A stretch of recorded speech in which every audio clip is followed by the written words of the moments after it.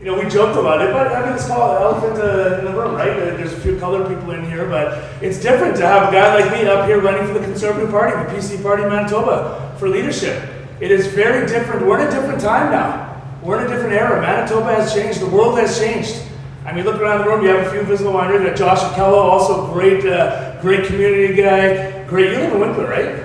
Yeah, great guy. Does a ton of work for the community. Put your name up for nomination ballots a few times, ran with us. Times have changed in this province. And Henry and I, we were joking last night, we had a great time, making comments on that and talking about it, but it's the commonality that really brings, I think, this friendship and family together. It is like Kelly talked about, like our love for family, our love for our faith, our love for our community, our love to serve. People go, Obby, why are you doing this? You're crazy. And I go, yes, I am crazy. I've been hit in the head way too many times. Dozens of concussions. And maybe that's why I'm here. But it's really from my upbringing and my father, immigrant family. I mean, you know, learning about the history of how people came here last night, all the Friesens and the Weaves, and you're not all related. I learned that last night too. You know, from the 1870s to the 1920s, the persecution and leaving and coming and family and the egg and the everywhere you went, the land prospered. Like just learning that about each other. But there's always, the common factor is always service. It was always community, always helping, always giving back. And I think essentially that's why I'm doing what I'm doing right now. My father raised us with the most family, faith, community, service values that I could, and I think may he rest in peace right now, but this was ingrained in me from a young age. I didn't know we were middle class to lower class growing up as a kid because we didn't care. We had family. We had our faith, we had each other, we had our community, and we went out and served.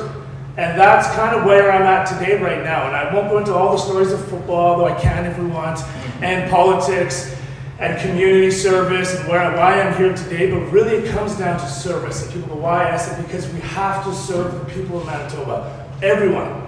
We have to make this province better. We have to do it together.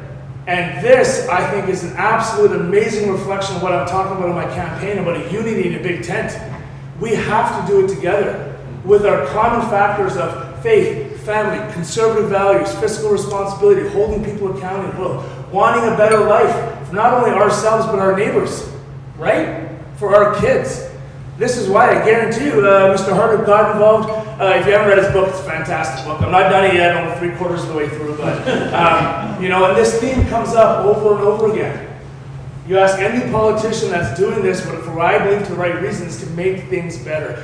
That's why I'm running. I don't know everything. I'll tell you right now. I don't know a lot. But what I do know is that I have a great team and support around me. I have people that will keep me on the straight path. I have friends that will make sure we do the right thing. I have people that will constantly guide me, and that is what we need. I never heard of this Pembina Dam until, who was it? Was it Pete? You don't give me a hard time last night, eh? But, you know, innovative ideas. Is John Owen here? John here? There you go. You know, I didn't know about all the stuff happening in Winkler. And then I toured this, and I've done dozens of tours. I've visited dozens of businesses, and I have never, I'm telling you honestly, never seen the amount of growth and success, not only Mr. Lone has here with his company right across the way here, but this whole area. It is amazing. And I've lived in Manitoba for 20 plus years. I'm the community guy, and I've been out here dozens of times. And the success you've had, the culture you've created in your company, the finances, one side, the economic boom, and the jobs you've created here, but the whole entire culture of what you've done for this community, I cannot thank. And I don't live here, but I live in Manitoba, and I'm trying to make this place better, and it gets better with people like you. So thank you very much for running. But I mean, there's other business people here too. They said we're going to Keith's shop. I thought we were going to some woodworking shop. And we show up here. I said, what is going on? This is amazing what you've all managed to accomplish here in Winkler. And when I look at that, I say, if our fundamental purpose is to serve and to grow and to get better and to help people around us, what is Winkler doing that's so special that we can't do in the rest of Canada, Manitoba? And I think the answer is, well, we can. I mean, we need to come here, I need to come here, we need to meet more and find out how you're doing, what you're doing, how we can help you get better, how we can help you get bigger, and how we can spread that through Manitoba, because that is how we're going to get our way out of some of the problems we have today. We're not going to be able to cut our way out of our deficits. And the NDP in 2 years, $3.2 billion in deficits, just 2 years. It's insane. We're not going to be able to cut our way out of it. We're not going to be able to tax our way out of it. We have already taxed everyone in this room to their last ounce of dollars in their wallets, except for maybe Mr. Lowen. We cannot cut and tax our way. We have to grow our economy. How do we grow our economy? Sure, we can do mining. Mining is one small aspect of it. Mining is one small piece of the pie that takes, and Cam would know this, and anyone that's known this and done any research, it takes minimum 3 to 5 years just to have a permit to apply to mine. It takes 10 to 15 years to open up a mine. We need to look at facts, and anyone knows anything about me, and I think some of you got to know me, I'm a straight shooter. I talk how it is, and I know I'm going over, I got 2 more minutes here. I'm a straight shooter, I tell it how it is. I have no reason or no purpose or no benefit for me to lie or to mislead you, because it's going to come back and bite me in the butt. And my dad would be really mad at me. And that's not good. So we have to be real with what we're saying. Sure, we can open mines 10 to 15 years. Sure, we can do some of that. Great. What else can we do? We can support the businesses that are operating now. We can remove the red tape and the hurdles when we get in there so that you can grow faster, so that you can hire more people, so you can create more jobs, so you can invest more money. We can do those things right now. We know the NDP aren't going to do it. They haven't done it in 2 years. We know that we can create an environment. My fundamental philosophy in government is government should not be in business, period. Other people may think government should be in business and we run government like a business and they're business owners and I'm a business owner. No. Government should not be in business. Government should create the environment for businesses to succeed. It is our job as legislators to listen to you and understand what you need to make your business thrive, to make your community thrive, to create more jobs and more wealth and more prosperity in your community, and that's my job. We do that by red tape hurdle reduction. We do that by getting rid of a punitive, recessive business payroll tax. We are penalizing businesses for the success they have. It is insane to think the more you succeed, the more we want to tax you. No. We need to say thank you for the work you're doing, invest in the company, create more jobs, create more wealth, create better community. We have to do that. Plain and simple. The payroll tax, who's the number one contributor to the payroll tax? Who's the number one employer in the entire province? The province. The province. Thank you, Campers. I thought you could answer that question. Looking for a bone. The province. So what's the net on that? What are we actually generating from a tax base? Or are we just hurting hardworking business owners?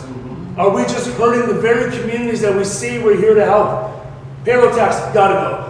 Business tax in the city. Do you guys have a business tax here in Winnipeg? I don't think so. I think it's just Winnipeg, right? Winnipeg's got a business tax. It's terrible. Well, okay, you want to open a business? We're going to tax you again. You make more money, we're going to tax you again. It's ludicrous to think this is the way we are thinking in a society when we know we are fundamentally broken and we don't have enough money. We got to grow our economy. I go on and on and on, but I know I'm running out of time here. So economy is one way to do it. We're not going to cut away, we're not going to tax away, and I'm not going to sell you a book of deeds that is false. I'm not going to tell you that we're going to all of a sudden pump out $100 billion in 4 years in mining. It's not going to happen. I'm going to tell you that we're going to work towards it. I'm going to tell you we're going to red tape and hurdles. I'm going to tell you that we're going to work with you, we're going to listen to you. What was it, safety? What did we talk about yesterday? Workplace safety and health. Insane what they're doing in businesses. And I've heard this over and over again. Infrastructure, as an artwork. I didn't know, Derek Johnson, another great MLA, they had hundreds of millions of dollars of manufacturing pumping out of that place. And I go to them, how could you do more? They go, but we could double or triple or quadruple our output if we just had better roads. And I bet you that same story holds true here, right? Again, not knowing, but I'm assuming infrastructure is a big problem here. I'm assuming services to municipalities is a big problem. We're talking about funding to municipalities, how they need more money. No doubt they need more money because look at all the stuff they're doing around there. The province has to be a partner with you on doing that. And we've talked about it, and Lawrence and I have talked about it. We have a plan to increase funding for municipalities directly based on metrics that we're going to give you. You hit these targets, you got more money. Done. We're going to do that. Why? Because the province has to invest in our municipalities and our people and our communities to see that return on investment. I am committed to doing that. We've had numerous conversations on that, that's where we're going to go with that. There's a lot of things I can talk about. I can go on and on about stuff, but what it comes down to in my closing now is we have to win government back to do anything. Period. I think we all agree that, right? The people that are running government are the ones that make the decisions, correct? We all understand the basis of that. We have to be the one at that table. We have to be the one in charge. How do we get there? I can tell you everything you want to hear that's going to make you love me and be excited when you walk out the door, but if none of it is true, it doesn't matter. If I can't win back government, none of this matters. How do we win back government? We have to win 8 seats in the city and hold on to all of our rural seats. So rural seats means we have to unite in rural Manitoba. We can no longer be a party divided. We have to come together because the demographics are changing in the world. The other guys' pot is growing bigger and bigger and bigger of people coming. We, for some reason, want to fracture off. We, for some reason, want to say, if you're not on this bus, I don't want you on this bus. If you're not from the same tradition I am, I don't want you on here. If you're not of the same color or the same faith as me, I don't want to work with you. This is insane. Because my faith teaches me, at least, and I would assume everyone in here, that our faith, our morality, our ethics, our family, these things are important. They are guiding principles to us. That's what unites us. I understand that I might be a little bit different. I get it. But that is a small, small speck on the whole grand scheme of things, that we can only do this if we come together in rural Manitoba, number one. That's how we have to get our seats back. Number two, we got to win 8 seats in the city. Kerry can win for the next 100 years. And then maybe you can run after that. And then you'll win for the next 100 years. That's great. But if Kerry's the only conservative MLA in there and Jeff Breeza, what does that do? Nothing. They will continue to push their school ideology, their unionization, their punitive business taxes, their special interest groups, and they can't do anything to stop it. Why? Because we have to win the rural seats and 8 seats in the city. In the last election, I was the only MLA that held on to their seat. The only one in the BC party.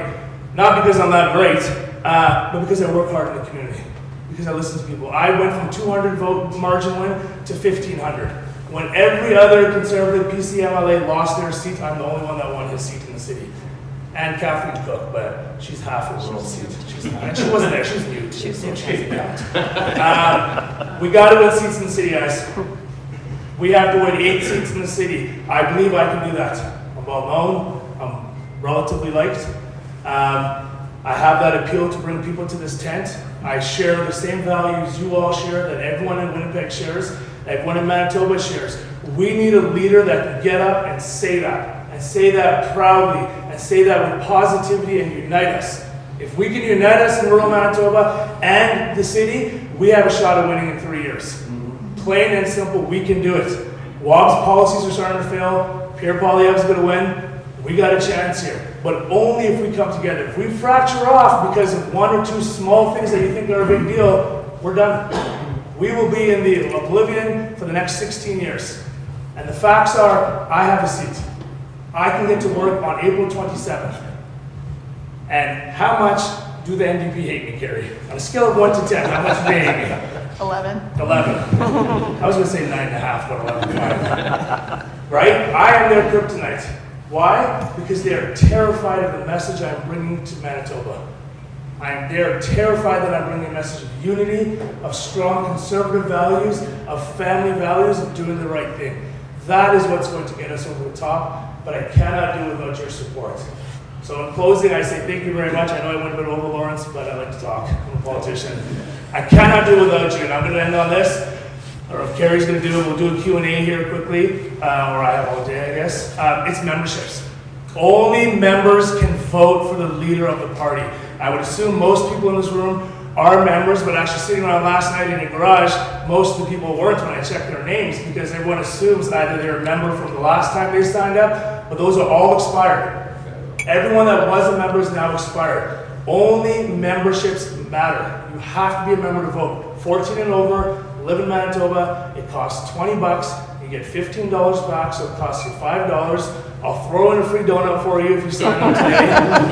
but saved about a dozen for me on the car ride home. So, it is really important that you sign up and be members. Not only you, your neighbors, your family, your kids, your dogs, if they have valid ID, we can get them on there too maybe. I recognize mistakes that have been made in this party in the past. I only got it for 3 years. I've been here for 3 years. I saw some not great things. I can say I'm committed to not repeating those mistakes. I'm committed to being open and transparent to everyone. I think I gave my number out to more people last night than in my whole entire time playing professional football, which is concerning because I guess a lot of guys will be texting me now, so that's okay. I am that guy for you.